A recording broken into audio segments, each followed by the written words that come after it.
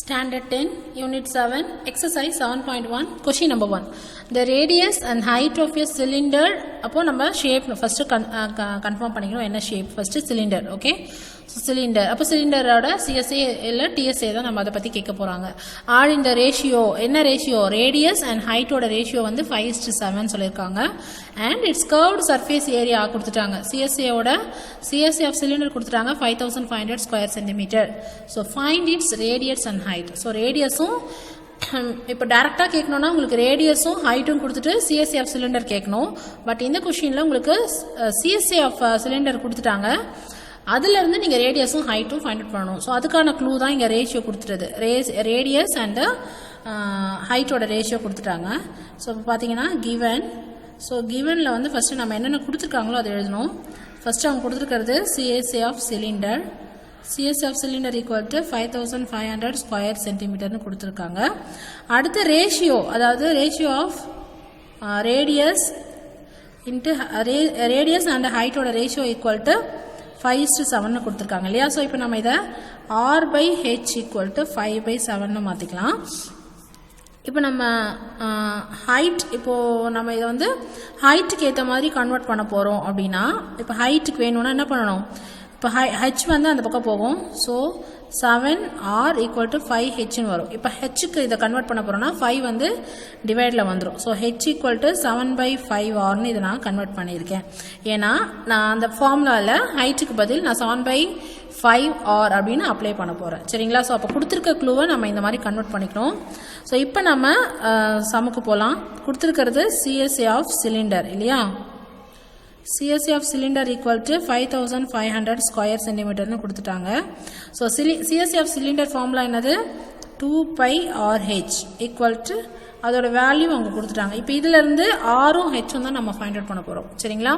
So இப்போ 2 into pi value already நம்ம use பண்ணுவோம் 22/7 இன்ட்டு ஆர் வந்து அப்படியே வச்சுக்கோங்க, ஆர் நமக்கு தெரியாது.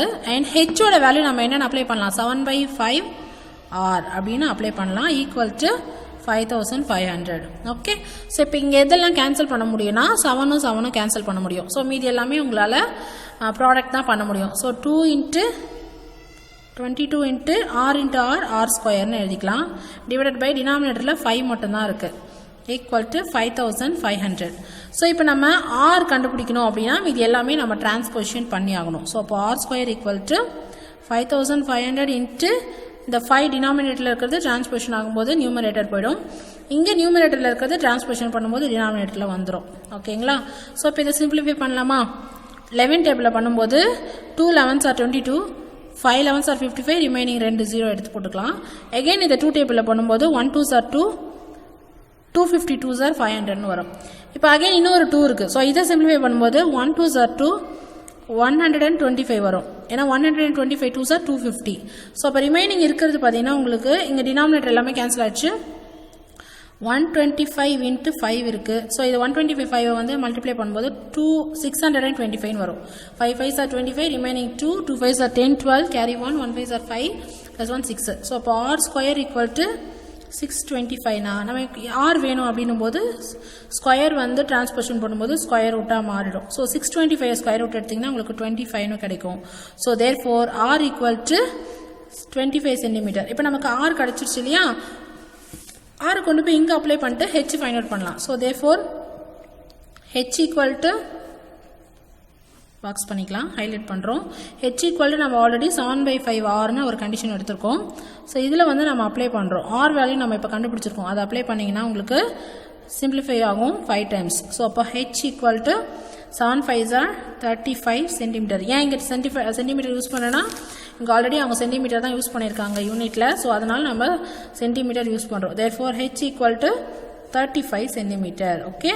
ஸோ ரொம்ப ரொம்ப சிம்பிள். நீங்கள் ஃபார்முலா படிக்கணும். ஃபார்முலா படிச்சுட்டு கொடுத்துருக்க கொஷினை 1 or 2 டைம்ஸ் நல்லா ரீட் பண்ணணும். ரீட் பண்ணி அங்கே என்ன க்ளூ கொடுத்துருக்காங்களோ அதை வந்து நம்ம சம்மில் அப்ளை பண்ணுற மாதிரி அதை கன்வெர்ட் பண்ணி நம்ம என்ன கேட்குறாங்களோ அதை வந்து நம்ம ஃபைண்ட் அவுட் பண்ணணும். ஓகே ஸ்டூடெண்ட்ஸ், இது உங்களுக்கு புரிஞ்சிருக்கும்னு நினைக்கிறேன்.